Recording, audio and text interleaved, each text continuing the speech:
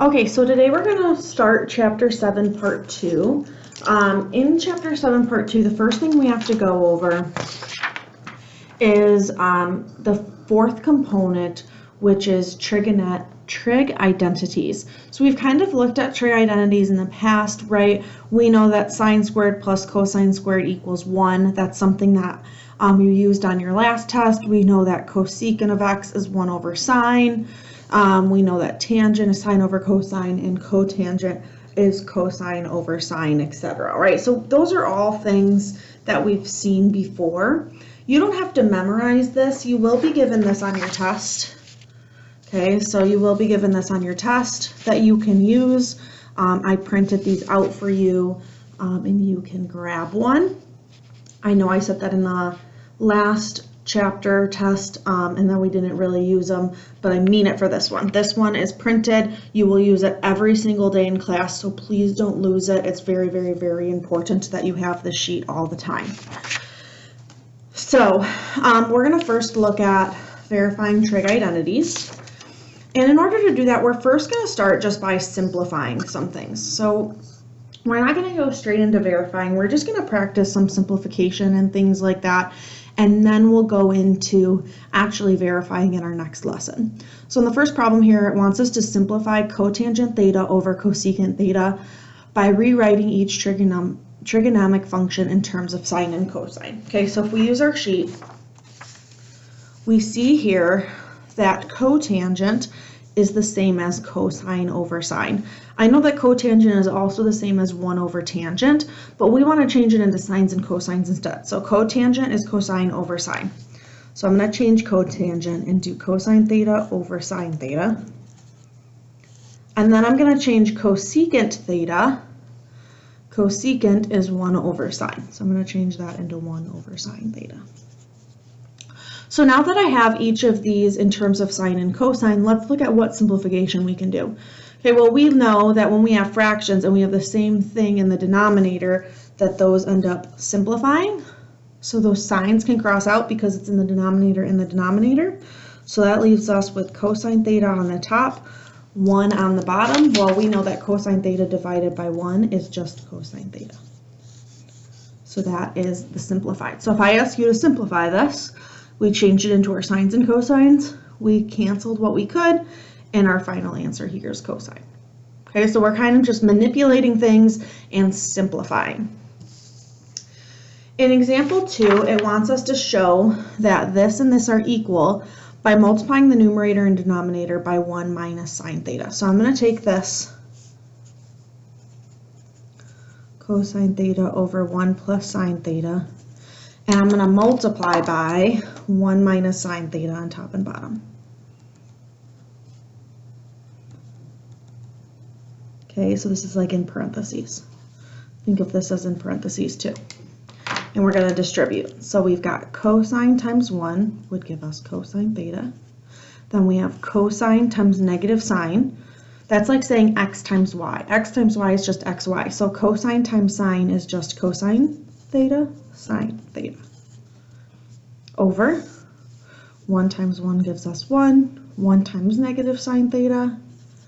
Sine theta times 1 would be positive sine theta. And sine theta times negative sine theta would be negative sine squared theta. Okay, well, if we look here, we've got a negative sine theta and a positive sine theta, so those can cancel. So that gives us cosine theta minus cosine theta sine theta all over 1 minus sine squared theta. Well, we knew from our last unit and from using our sheet that 1 minus sine squared, well, if we look here, sine squared plus cosine squared equals 1. So if I were to subtract the sine squared to the other side, that would give me cosine squared equals 1 minus sine squared, right? So cosine squared is the same thing as 1 minus sine squared. So if we have 1 minus sine squared here, I can replace this whole thing with cosine squared instead. So that gives us, notice how I'm being nice and organized here, cosine theta minus cosine theta sine theta all over cosine squared theta. Well, if we look, all three of these terms have a cosine, so we're allowed to do some simplifying here. So if I have a cosine over a cosine squared and a cosine over a cosine squared, this cosine can turn into a 1, this cosine can turn into a 1, and this squared goes away, just leaving us with one cosine. So on the top I have 1 minus 1 times sine, which is just sine theta, over the cosine squared, simplified to just be a cosine because I took one cosine out of all three of those. Well, now if you look, this matches with this, so I'm done. Okay, so it's really just taking our algebra skills and amplifying it. Okay, let's look at example 3. In example 3, we have simplify 1 plus sine theta over sine plus cotangent theta minus cosine theta over cosine theta. Okay, and we want to simplify it by rewriting the ratio as a single, rewriting the expression as a single ratio. So what that means is we want to add the fractions. That's what that's saying, right? So we're adding here. I want this, instead of being a fraction plus a fraction, I just want it to be one single fraction. Okay, so I want to add those.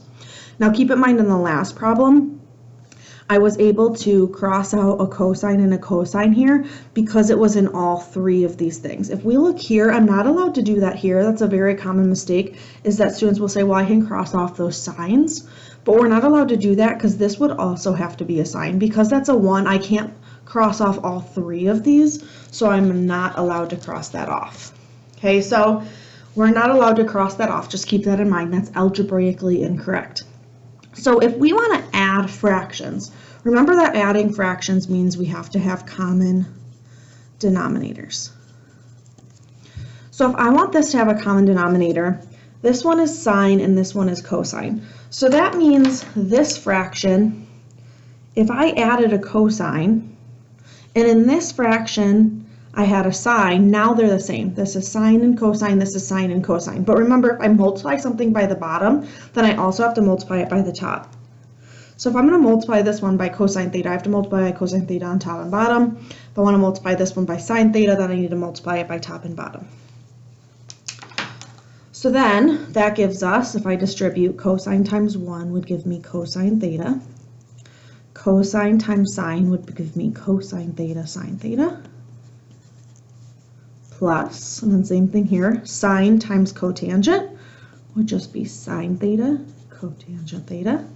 Minus sine times cosine would be sine theta cosine theta, all over our common denominator of sine cosine. Okay, so let's look at what we could simplify here. So if we look, we have a plus cosine sine and a minus sine cosine. So those are the same thing, right? Even though this is cosine then sine, this is sine then cosine. Remember, when we multiply, order doesn't matter. So that's like saying xy and yx, those are the same thing.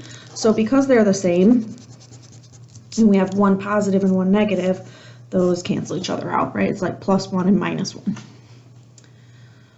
So on the top I have cosine plus sine cotangent theta over sine cosine. So let's look at what I could do here. Well, cotangent, if we remember, cotangent theta is cosine over sine. So I'm going to change the cotangent here into cosine over sine. So that gives me cosine theta plus sine theta times cosine theta over sine theta, all over sine theta cosine theta. Well, if we look, this is like saying sine theta over 1, right? We can put anything over 1. If it was a 2, we could say 2 over 1. I have a sine on the top and a sine on the bottom. So with that multiplication, these two signs can cancel. So then I have cosine plus cosine, which gives us 2 cosine theta over sine theta cosine theta. Well, now that I don't have any addition or subtraction, we can do some more simplification. We have cosine over cosine, so these two cosines can cancel. So that gives us 2 over sine theta. Now, if the problem wants us to leave it in terms of sine and cosine, then this would be our final answer. If the problem says to simplify as much as we can, then we would want to also change this. So think of this as a 1 over sign. If we look here, 1 over sign is the same thing as cosecant. So if this is a 2 over sign, that's the same thing as 2 cosecant theta. So both of these things mean the same thing. This and this mean the same thing. They're all equal to each other. It's just how simplified do we want to get. It's like saying 16 over 32, 4 over 8, and 1/2. All of those are the same thing. They all mean the same thing, but it's just as simplified as we can get. 1/2 is also 0.5. Okay, so it's like saying, do we want to leave it in a fraction or do we want to change it into the decimal form? Honestly, these mean the same thing, and you'll know which one you need to do. Okay, I'll make sure it's very specific on which answer I'm looking for. Another thing that you might be asked to do is some factoring. Well, we factored in our last unit, so this should be good. We've got sine squared theta minus 1. So if I want to factor that, this is a perfect square and this is a perfect square. So this is like factoring x squared minus 9. So if you remember factoring x squared minus 9, x squared is a perfect square, 9 is a perfect square. So that factors into x minus 3, x plus 3, right? Because whenever we have a difference of two squares, we have 1 minus 1 plus. X times x gives us x squared, 3 times 3 gives us 9. So that's the same thing. We've got a squared, and 1 is also a perfect square. So this is going to simplify to sine of theta minus 1 and sine of theta plus 1. Right? Sine times sine would give us sine squared. 1 times 1 would give us 1. We can also, if you notice here, there's a tangent in both of these, so we can factor out a tangent. There's a GCF of a tangent. So if I factor out a tangent from sine tangent, that leaves me with just sine. And if I factor out a tangent from tangent, that leaves me with just 1. Well, now on top and bottom, I have a sine theta minus 1 and a sine theta minus 1. So those can now simplify, leaving us with sine theta plus 1 over tangent of theta. And that's where we're going to leave our answer.